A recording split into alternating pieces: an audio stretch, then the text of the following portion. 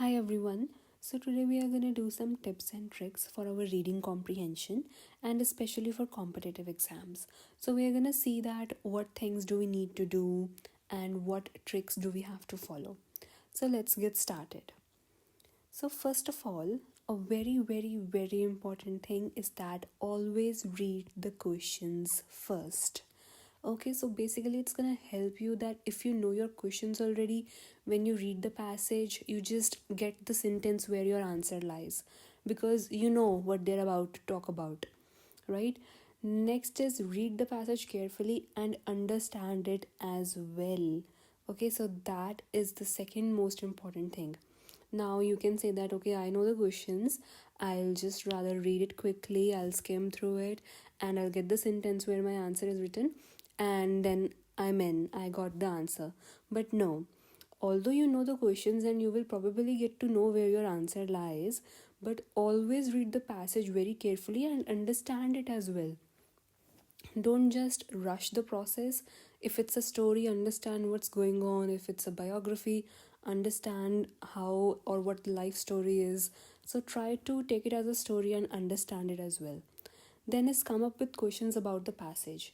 Meanwhile, when you're reading, you can come up with some questions, right? If there's a difficult word, you can already see the context and read the full sentence and try to figure out.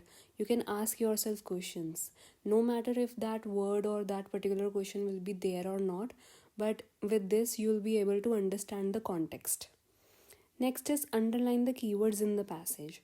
Okay, so when you are reading the questions, now when you're reading the questions, you don't know what the passage is about, or you would have some idea that what's the nature, it's a biography, it's a story, what genre it is, right?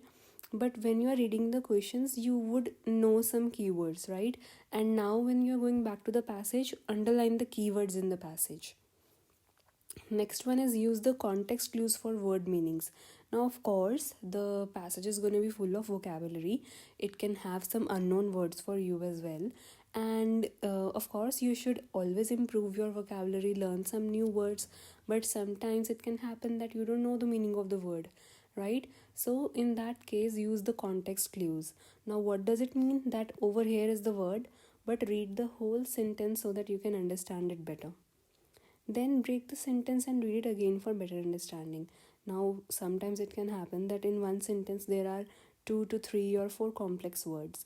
So just break it into 3 parts and try to understand it one by one. That is going to help you to understand what the passage is about. Then look for the main idea. Whether it's a story or whether it's a passage, sometimes a question can come that what title are you going to give this passage?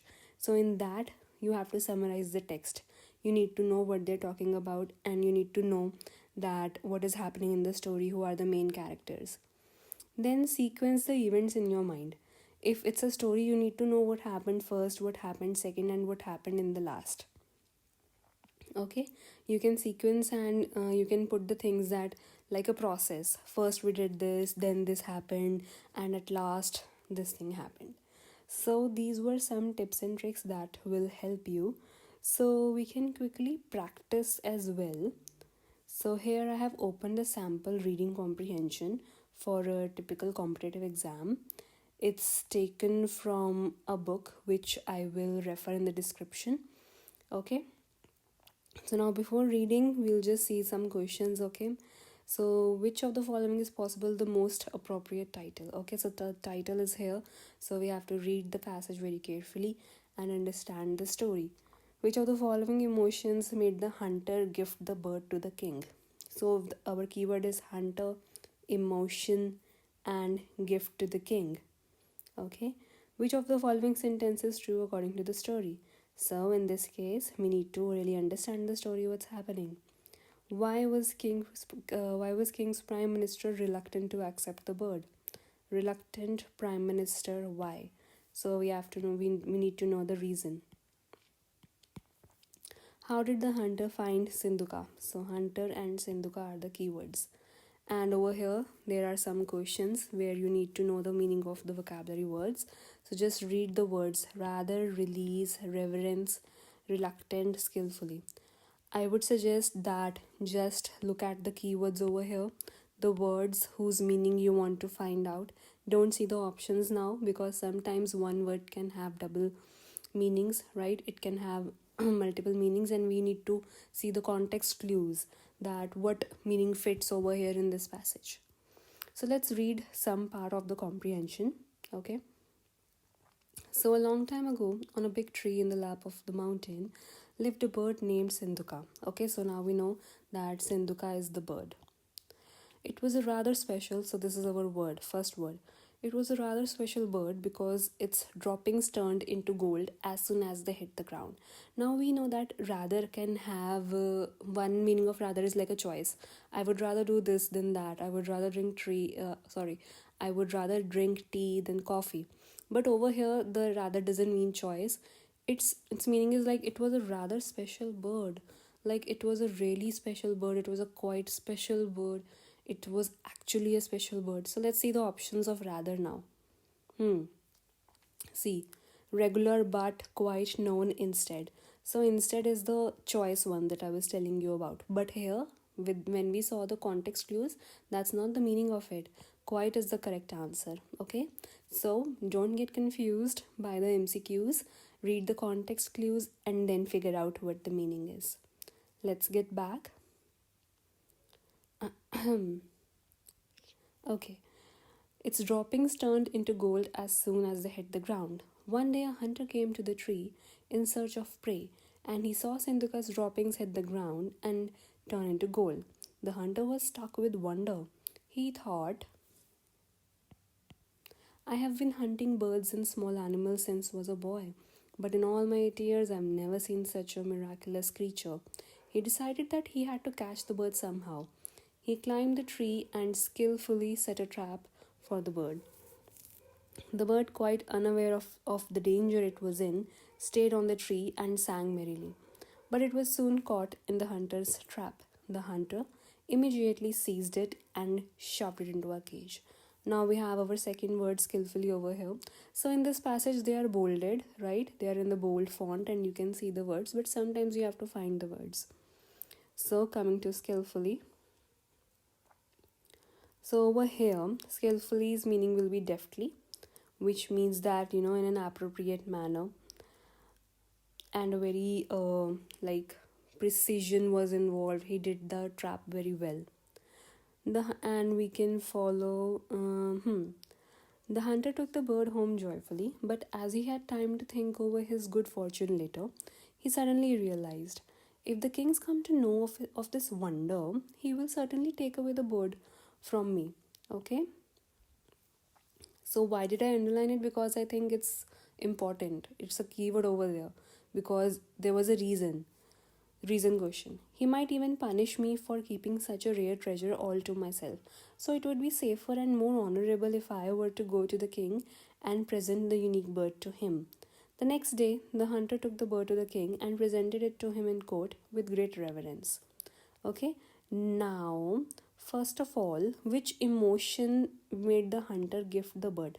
Now we saw over here that the hunter is not happy to give the bird to the king. Initially, he wants to keep the bird to himself, but he is like afraid what the king might punish him. So over here, which of the following emotion made the hunter gift the bird to the king? It won't be joy, it won't be respect, it won't be pride, it will be fear. Alright. Now let's continue and reverence our next word. So reverence over here, with the context we get to know that it's telling respect. Okay. The king's prime minister, right? There was a question that why the prime minister didn't want to give the reason. Why was he reluctant to accept the bird? Now the king's prime minister though was reluctant, our next word, to accept the bird. Now reluctant over me here means saying no. Okay, not accepting something. He said, Oh Raja, how can you believe the word of a foolish hunter except this bird? Has anyone in our kingdom ever seen a bird's dropping gold? The hunter must be either crazy or telling lies. I think it's best that you release the bird from the cage. So, what's the reason over here? Let's see. He believed that the bird would die if caged. No, there was no mention of it. He knew about the hunter's habit of lying. No, he believed that the bird would bring bad luck to the king. No, his sources had informed him that Hunter was crazy. No, he said this himself. So the answer is none of these. Okay? And our word release over here, it means to set someone free. So free is the answer. And reluctant means hesitant. So see, side by side we have done all our vocabulary words by understanding the context. Now only question number 5 is left. How did the hunter find Sindhuka? Okay. He had read stories about the bird? No. He followed the bird's droppings. He was on the lookout for a prey when he chanced upon it.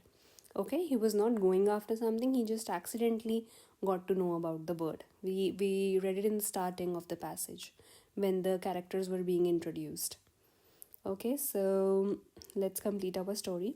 After a little thought, the king felt that his prime minister's words were correct. So he ordered the bird to be released.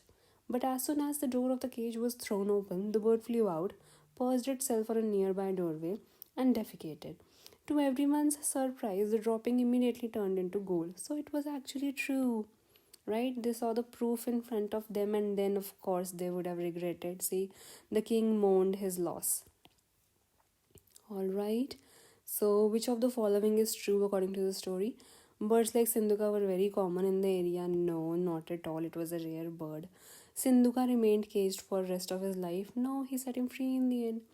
Sindhuka was unaware of the trap laid by the hunter. That's true. He didn't know. The king, when told not to accept the bird, did not listen to his prime minister. That's also false. He listened to the prime minister right away. So we have done all. One question is left. Which of the following is possibly the most appropriate title? Right? That's what the key point I was saying, that you have to understand the story to make a title for it. So the skilled hunter, the king's prime minister, the king's defeat, the bird with the gold dropping, the trials and tribulation of foolish bird Sindhuka. So we know the who the main character over here is. Sindhuka is the main character, of course. The hunter is the king to some extent, and the prime minister as a supporting role, or a supporting, you can say, someone manipulating the main character.